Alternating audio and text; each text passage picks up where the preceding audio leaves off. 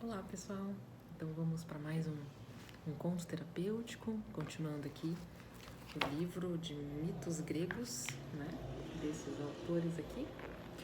Lembrando, né, que essa série que eu tô gravando é justamente porque a arte, a cultura, a história, né, tudo que a gente assiste, tudo que a gente lê, tudo que a gente tem contato, que toca a gente de alguma maneira, isso gera uma alquimia interna, né, isso gera uma alquimia interior. Né? Então isso faz com que a gente movimente, né, a nossa essência, movimente a nossa reflexão. E isso que traz sentido para a vida, né? Quando a gente tem algo gera uma alquimia interna. Então o meu propósito aqui com esses contos terapêuticos é a gente fazer uma reflexão, né, psicológica, à luz da psicologia mais arquetípica, uma psicologia mais analítica, numa linha mais junguiana, que é a que eu trabalho, e que a gente traga outros olhares, né? E que a gente possa despertar, né? Ter esse momento de alquimia interna, né? Com esses contos. E aqui seguindo, eu vou trazer aqui o conto do Dédalo e Ícaro. Então, Dédalo de Atenas foi o primeiro grande inventor de que se tem notícia. Inventou o serrote, o torno de cerâmica e o compasso. Muitas de suas invenções estão em uso até hoje. Dédalo é mais conhecido pelos trabalhos de arquitetura que executou para Minos, rei de Creta. Em Knossos, capital do reino, ele construiu um palácio real, cujas ruínas podem ser vistas até hoje. Foi uma das mais belas construções do mundo antigo. E sob o palácio, Dédalo construiu um incrível labirinto, uma rede intrincada de corredores e túneis. Lugar perfeito para esconder tesouros e prender seres indesejáveis. Foi nesse labirinto que o rei Minos manteve preso o Minotauro, um ser monstruoso com cabeça de touro e corpo de homem. E aqui fazendo um parênteses, por isso que o labirinto tem toda essa representação, né? Representação do inconsciente, uma representação de algo que está oculto, né? Quando a gente sonha que está num labirinto, né? Tudo isso tem uma representação simbólica aí do labirinto, né? Quem entrava no labirinto jamais conseguia sair e acabava morrendo à míngua ou devorado pelo Minotauro, a não ser que tivesse a chave mágica. E essa chave nada mais era do que um novelo de linha. Amarrava-se uma de suas pontas à entrada do labirinto e o novelo saía rolando, guiando a pessoa para que ela não se perdesse. Dédalo criou apenas uma dessas chaves e entregou a Minos. O rei Minos ficou muito satisfeito com os trabalhos de Dédalo e convidou-o a permanecer em Knossos como seu hóspede de honra. Deu-lhe dinheiro para construir um palácio para morar e ofereceu-lhe uma de suas filhas em casamento. O nome da moça era Naucrate. Dédalo amava muito sua esposa e os dois tiveram um filho, a quem deram o nome de Ícaro. Minos cuidava para que Dédalo e sua família tivessem tudo o que desejassem. No entanto, Naucrate morreu, né, a esposa, deixando o filho ainda menino, o Ícaro. A partir de então, Dédalo passou a desejar voltar para a Grécia. Fazia 20 anos que não via Atenas, sua cidade natal.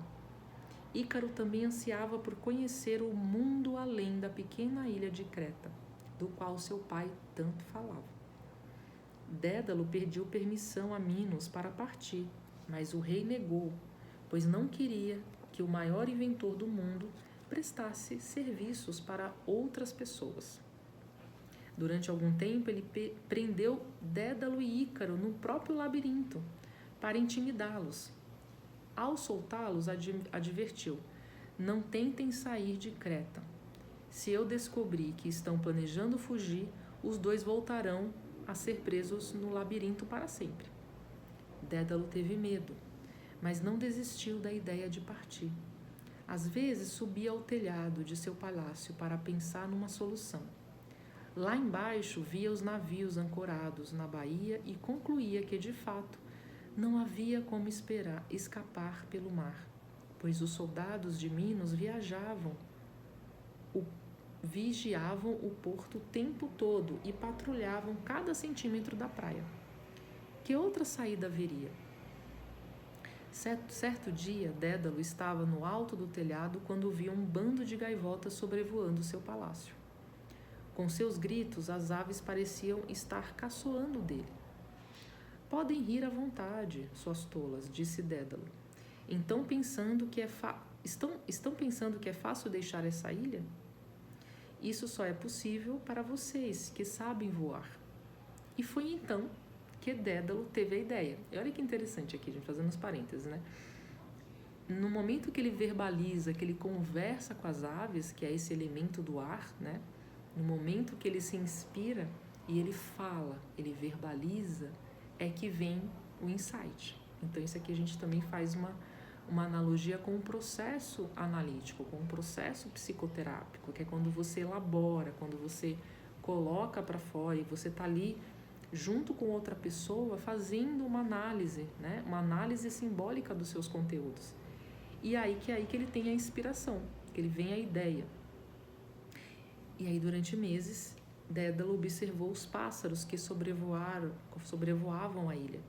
Percebeu que o ar quente que subia do mar fazia-os voar mais alto. Examinando os pássaros mortos, verificou o modo como as penas, os ossos e os músculos se associavam para formar as asas. Dédalo fazia desenhos de asas. Ele e Ícaro começaram a recolher as penas dos pássaros que achavam na praia. Minos ficou sabendo das atividades dos dois e, preocupado, mandou chamá-los. O que estão aprontando?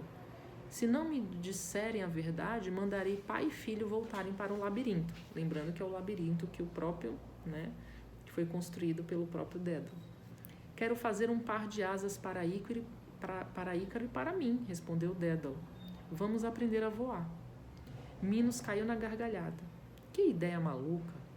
Gente não voa, isso é coisa para passarinho. Gente é capaz de fazer qualquer coisa. É só refletir e planejar, disse Dédalo. Minos dispensou os dois. Tudo bem, podem ir, podem fazer as asas à vontade. Estou tranquilo, pois sei que desse jeito vocês nunca sairão de Creta. Dédalo sorriu, fez uma reverência e voltou ao trabalho. Dédalo construiu 2 pares de asas, fez as amarrações de madeira e arame e as revestiu com cera. Enquanto a cera ainda estava mole, enfiou nela as penas que ele e Ícaro haviam juntado.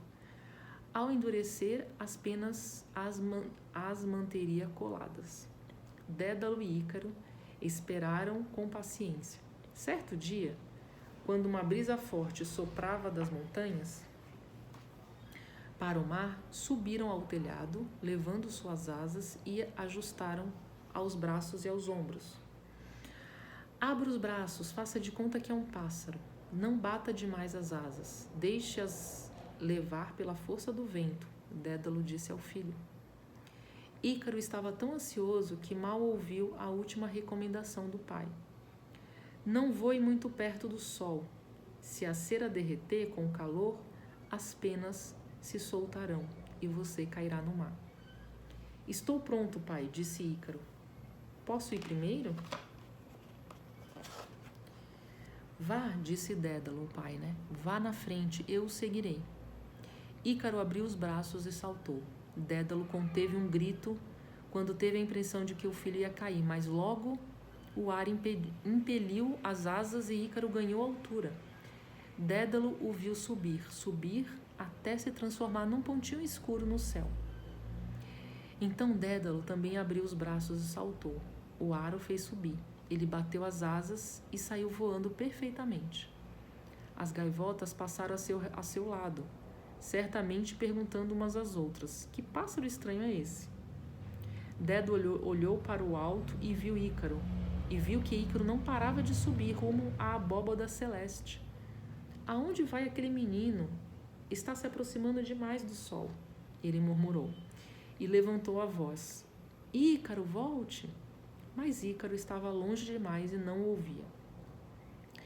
Exultante por se ver tão perto do céu, o menino subia sempre. Via lá embaixo a cidade de Knossos, como se fosse um minúsculo formigueiro.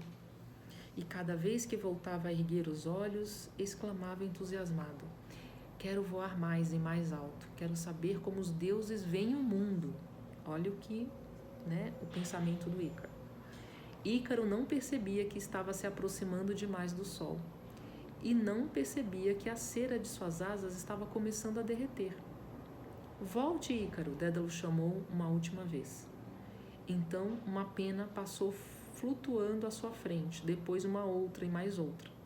Ícaro, Dédalo exclamou ao ver o filho despencar do céu. Pai, me ajude! Ícaro implorava enquanto caía vertiginosamente.